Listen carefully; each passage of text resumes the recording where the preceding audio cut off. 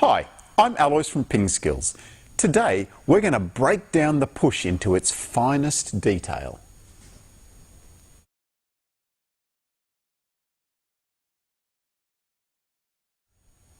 The push is often used on the return of serve and in the rally as a defensive stroke to keep your opponent away from the attack.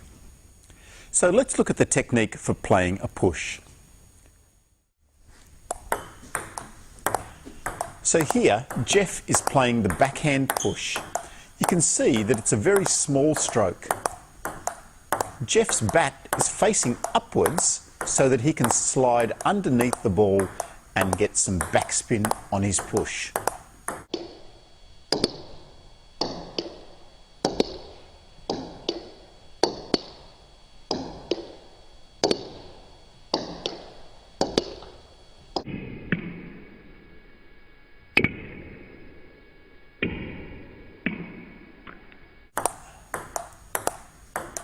The push is quite a defensive stroke, so you're not really trying to hit a winner with the push.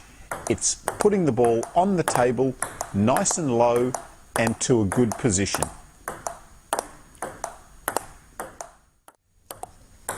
As the push gets shorter, the stroke becomes smaller until you're almost just using your fingers and your wrist to push the ball over the net. To generate more spin, you can start to open up the bat so that you're really coming underneath the bottom of the ball there. You can also start to use more wrist to get more spin on the ball. This takes a lot of practice and very good touch. So you want to keep the ball low because it's going to make it harder for them to attack. You want to start to put more spin on the ball, again, because it's going to make it harder for them to make the attacking stroke. So if you can start to generate a little bit more spin, that makes a harder ball for your opponent. When you're trying to push the ball short, don't be afraid to try and get the ball to touch the net and go over. That is the ideal short push. So don't aim to get the ball here, aim to get the ball here. So even get the bottom half of the ball to touch the net on the way over, and that is a perfect short push. Another thing to be aware of when you're trying to make the short push is to keep your hand and fingers really soft and relaxed. So I'm almost not holding the bat. The bat is very loosely in my hand there. So that way, that cushions some of the speed and enables you to keep that ball nice and short and low and close to the net. So let's think about nice and soft with your hands and your fingers. When you're short pushing, still don't forget about placement. Everyone will have a preferred side that they like to short push from. So if your opponent likes to short push on the forehand, keep the ball onto their backhand side and vice versa.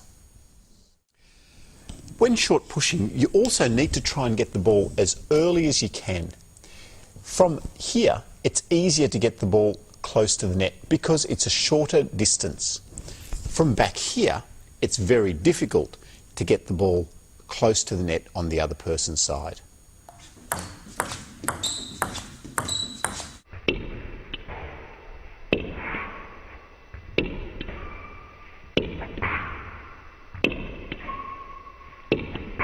So our in and out movement is important. Why do we move out again? To be ready in case the other person puts the ball long. And that's what we're looking for. We're looking for that ball to come long that we can attack. So as soon as you push the ball short, get back and ready. If the ball isn't long, then you're back in again to make a push. Back and ready for the attack. The ball comes short, back in. Back and ready, here it comes, now I can attack the ball. So short pushing is one of those strokes that is often neglected, but it is a stroke that separates the mediocre player from the best players in the world. So don't forget to put short pushing in as part of your training routine. It's often forgotten, but I tell you, it is really vital to lifting your level as a table tennis player.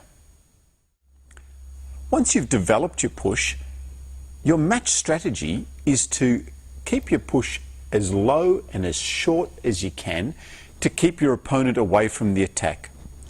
The other strategy that you can use is, as a surprise, you can push the ball long and fast with a lot of backspin, which will catch your opponent by surprise and make it difficult for them to make a strong attack. So then you can get in and make a strong counter attack at them.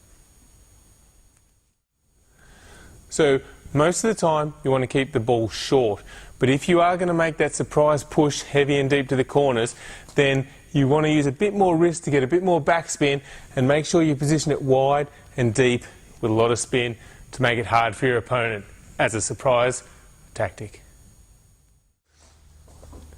So instead of just pushing the ball short all the time, occasionally you can dig it heavy and make a good attack.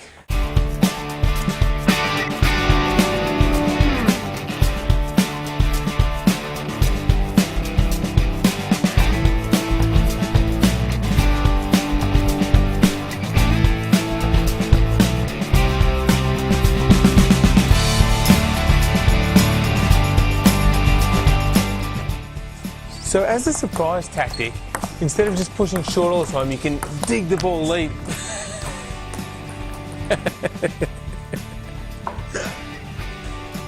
And really surprise them.